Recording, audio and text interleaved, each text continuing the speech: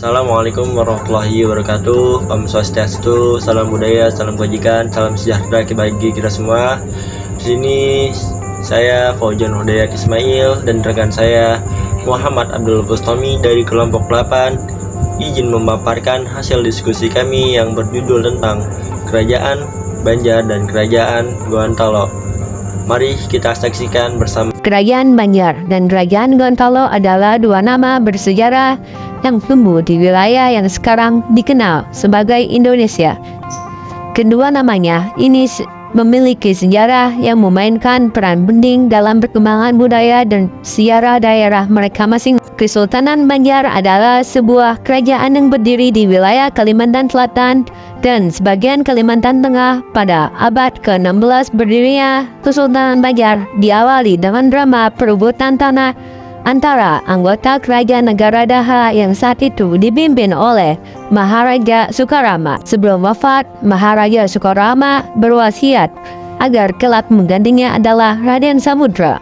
Raden Samudra merupakan cucu dari perkawinan putrinya Galuh Intansari dan Raden Menteri Jaya. Raden Samudra merupakan Raja Banjarmasin pertama yang memeluk Islam. Setelah memeluk Islam, Raden Samudra bergelar Sultan Syurian. Masyarakat dalam bidang budaya dan agama masyarakat Banjar yang memiliki karakteristik Muslim, maka dengan meyakini terhadap Islam sebagai ajaran akan banyak mempengaruhi nilai-nilai yang dihargai mereka dan tentu saja berpengaruh terhadap budaya mereka.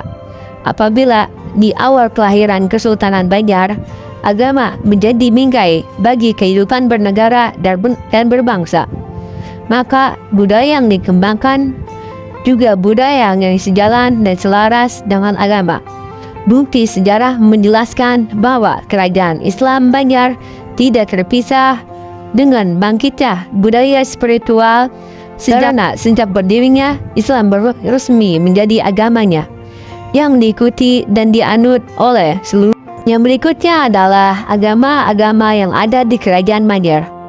Kepercayaan animisme dan banyak masyarakat pribumi di Kalimantan termaksud yang menjadi bagian wilayah kerajaan Banjar mempraktikkan kepercayaan dan dinamisme. Mereka mempercayai bahwa alam semesta dihuni oleh roh-roh dan entitas gaib, dan mereka melakukan berbagai ritual untuk menghormati dan merayakan roh-roh ini. Yang kedua adalah kepercayaan Hindu-Buddha. Sebelum masuknya Islam, wilayah Indonesia termaksud Kalimantan Selatan telah berinteraksi dengan agama Hindu dan Buddha yang dibawakan oleh para pedagang dan pemukiman India dan Tiongkok. Peninggalan arkeologis seperti situs-situs candi Buddha telah ditemukan di beberapa wilayah di Kalimantan Selatan. Yang ketiga, adanya kepercayaan agama lain. Ada juga keberadaan agama-agama asli di Kalimantan, seperti agama Dayak yang mempraktikkan oleh suku Dayak. Suku-suku Dayak memiliki agamanya, kepercayaan tradisional mereka sendiri yang mencerminkan hubungan dengan alam dan roh nenek moyang mereka.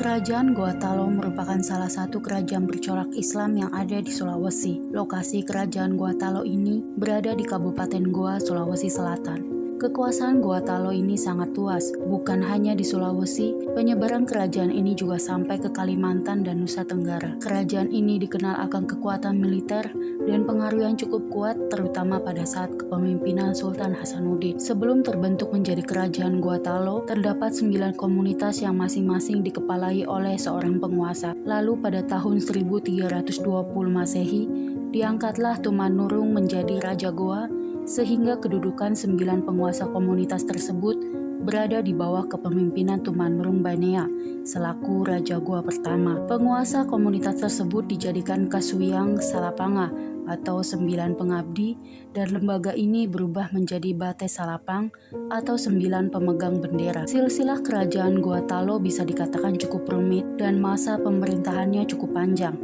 Di abad ke-15, Kerajaan Goa pernah terbagi menjadi dua setelah masa pemerintahan Tonatangka Lopi. Hal ini terjadi karena perang saudara antara Batara Goa dan Karaeng Lorisero untuk memperebutkan tahta peninggalan ayahnya, yaitu Tonatangka Lupi. Pertempuran tersebut dimenangkan oleh Batara Goa sehingga Karaeng Loriseri turun ke muara Sungai Talo dan membentuk Kerajaan Talo. Namun pada akhirnya Raja Daeng Matanre Kareng Tumaparisi Kalona dari Goa membentuk perjanjian dengan Kerajaan Talo.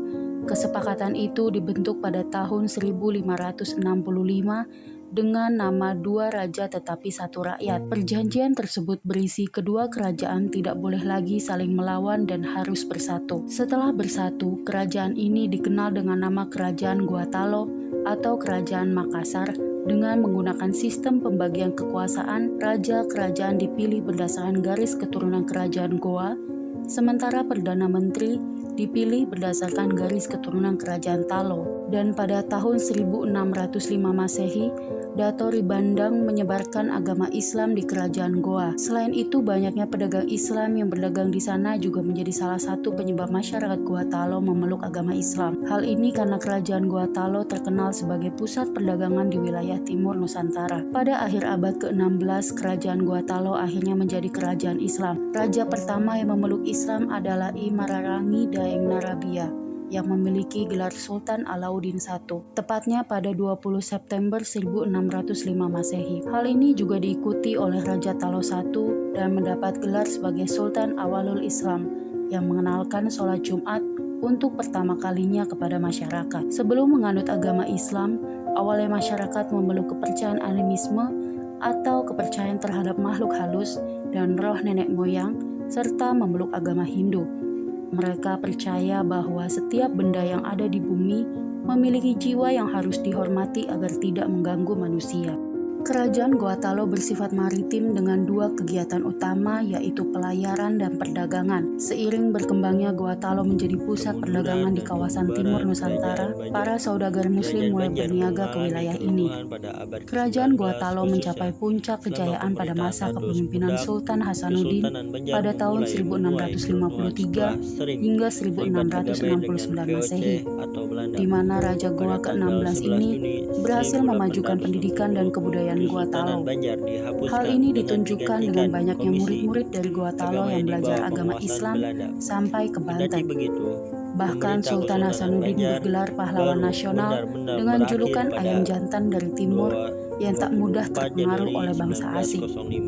Sosok Sultan Hasanuddin ini terkenal akan keberaniannya yang menentang keras kehadiran VOC dalam Perang Makassar pada 1669, di mana pada saat itu VOC menguasai sebagian kerajaan-kerajaan kecil di Sulawesi. Kerajaan Goa Talo juga menjadi salah satu wilayah menjadi pusat perdagangan terbesar di Indonesia bagian timur, di mana banyak saudagar muslim dari berbagai wilayah datang ke Goa untuk berdagang. Sementara kerajaan Goa sebagian besar masyarakatnya berprofesi sebagai nelayan. Goa merupakan kerajaan yang memiliki kekuatan militer besar. Karena itu, Goa masih menjadi penghalang terbesar bagi VOC untuk memonopoli pusat perdagangan di Jazirah Sulawesi Selatan. Di sisi lain, penguasaan kerajaan Goa terhadap kerajaan-kerajaan suku Bugis, salah satunya yaitu Kerajaan Bone, mengakibatkan timbulnya kebencian terhadap kerajaan Goa. Kondisi ini lantas dimanfaatkan VOC untuk menghancurkan Goa. VOC bermaksud untuk menghancurkan Goa dari dalam dengan politik adu dombanya atau divide and impera. Untuk itu, VOC segera menjalin kerjasama dengan Arum Palaka yang merupakan seorang pangeran Bugis dari Kerajaan Bone. Pada tahun 1660, Arum Palaka bersama kira-kira 10.000 orang Bugis dari Bone melakukan pemberontakan kepada Goa, tapi gagal. Dia bersama pengikutnya melarikan diri serta diberi perlindungan oleh VOC untuk tinggal di Batavia. Di Batavia, Arum Palaka ikut bergabung dalam tentara VOC dan menjadi prajurit yang tangkas. Serangan VOC atas Goa pada tahun 1660 telah memaksa Raja Goa Sultan Hasanuddin menerima persetujuan perdamaian pada tahun 1660. Ternyata perjanjian perdamaian tersebut tidak dapat mengakhiri permusuhan. Lebih-lebih setelah Sultan Hasanuddin tahu bahwa VOC memberikan perlindungan kepada Arum Palaka. Setelah melihat bahwa usaha perdamaian sulit diwujudkan, VOC kemudian memutuskan untuk menyerang Goa.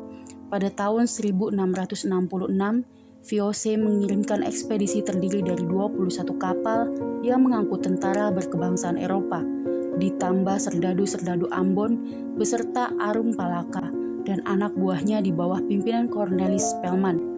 Dan akhirnya pecahlah Perang Makassar. Sebagaimana yang diharapkan oleh VOC, kedatangan Arum Palaka ke kampung halamannya mendorong orang-orang Bugis untuk bangkit melawan Goa. Cornelis Spelman berhasil menghancurkan armada Goa, sementara Arum Palaka memimpin pertempuran di darat.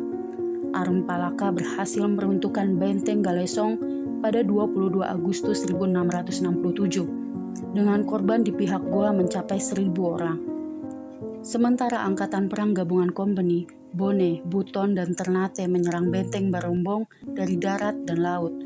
Barombong jatuh pada 22 September 1667. Arum Palaka dan Spelman melanjutkan peperangan dengan mengadakan serangan umum terhadap benteng Panakukang pada 7 November 1667. Benteng Panakukang pun jatuh dan hancur, dan benteng Somba Opu terancam mendapat giliran serangan. Dalam keadaan genting itu, Arum Palaka dan Spelman mengajukan usul Kreuzfeuer kepada Sultan Hasanuddin.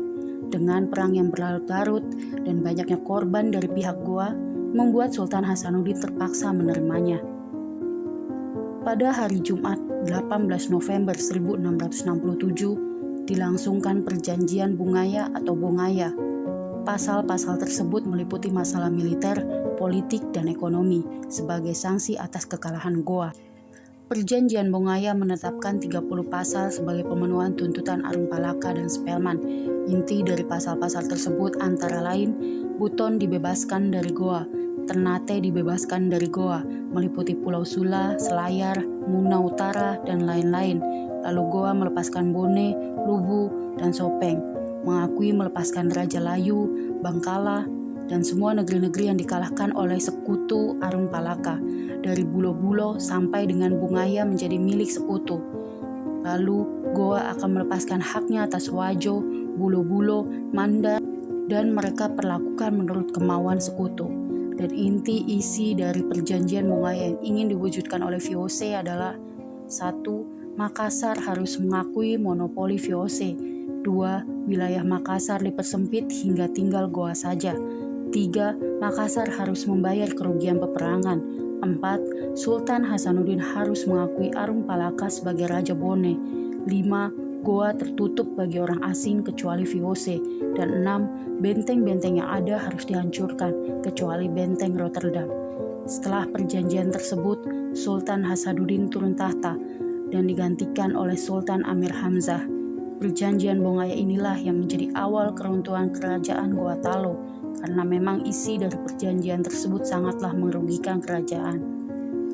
Kerajaan Goa Talo banyak meninggalkan bukti sejarah yang dapat dilihat hingga saat ini.